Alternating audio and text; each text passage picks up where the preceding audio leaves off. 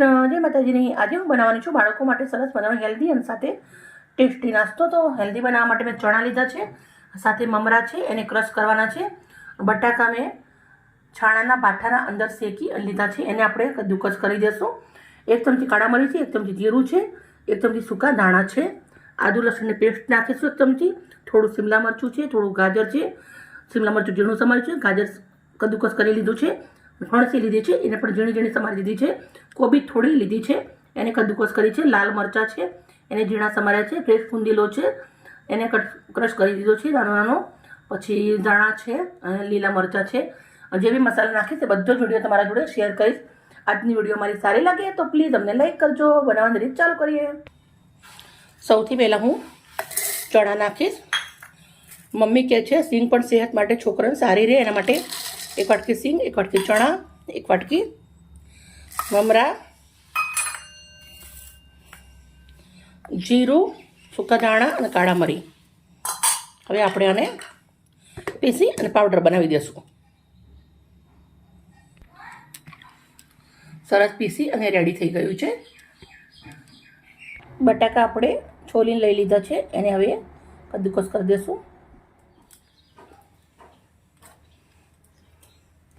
આપણા બધા જ શાકભાજી નાખી દઈશું આવી રીતના એક વાસણના અંદર મોટા।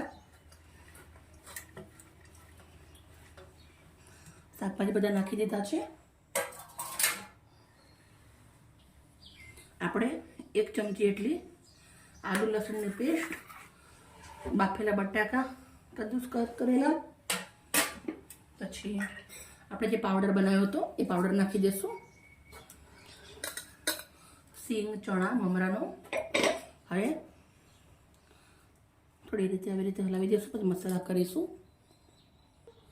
થોડું સેંધા મીઠું, થોડું સાદું મીઠું, 1 ચપટી હળદર, જરીક એવું લાલ મરચું, 1 ચમચી કેરીનો પાવડર, કાચી કેરીનો પાવડર બનાવેલો, હિંગ, ઓરેગાનો ના નાખો તો બી ચાલે, કેમ કે આપણે કાળા મરીનો ભૂકો નાખ્યો છે એટલે। આવી રીતે આપણે મસ્ત મજાનું મિક્સ કરી અને એક બેટર રેડી કરી દઈશું, લોટ બાંધી દઈશું। આના અંદર પાણીની જરૂર નહીં પડે। આપણે લોટ આપણો સરસ મજાનો મિક્સ કરી લીધો છે। હવે આપણે એને પહેલાં હાથ ધોઈ નાખીશ અને પછી આપણે નાના નાના ગોળા બનાવીશું। હાથ સાફ કરી લીધા છે, પછી આવી રીતે લુવાન લેવાનું છે, પછી આવી રીતે ગોળ ગોળ કરશું। થોડું થોડું મિશ્રણ લેતું જવાનું અને આવી રીતે ગોળા વાળતું જવાનું। મેં આવી રીતના ગોળ શેપ આપ્યા છે, તમે મનપસંદ આપી શકો છો, પણ બાળકોને આવા વધારે પસંદ હોય એટલે મેં આવી રીતના કર્યા છે। બધા જ આપણે સેમ આવા વારી અને રેડી કરી દેવાના છે। કઢાઈના અંદર મેં તેલ ગરમ મૂકી દીધું છે, ગોળા વળી સરસ રેડી થઈ ગયા છે। તેલ મસ્ત ગરમ થઈ ગયું છે। હવે આપણે એક એક આવી રીતે મૂકી દઈશું।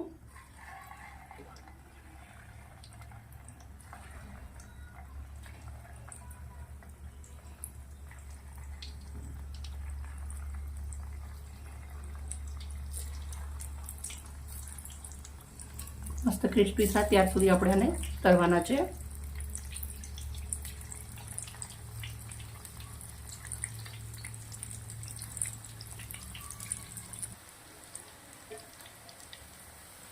હલકી હાથે આવી રીતે આપણે ફેરવતા રહીશું। ઉપરથી ક્રિસ્પી બનશે પણ અંદરથી આ સોફ્ટ હશે, કેમ કે આપણે બટાકાનો ઉપયોગ કરેલો છે એટલે।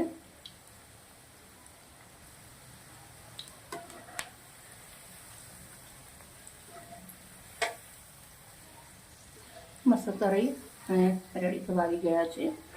1 જ મિનિટના અંદર આપણે આને નીકાળી દઈશું। ચાલો, રેડી થઈ ગયા છે। આવી રીતના ચાયણાના અંદર નીકાળી દઈશું।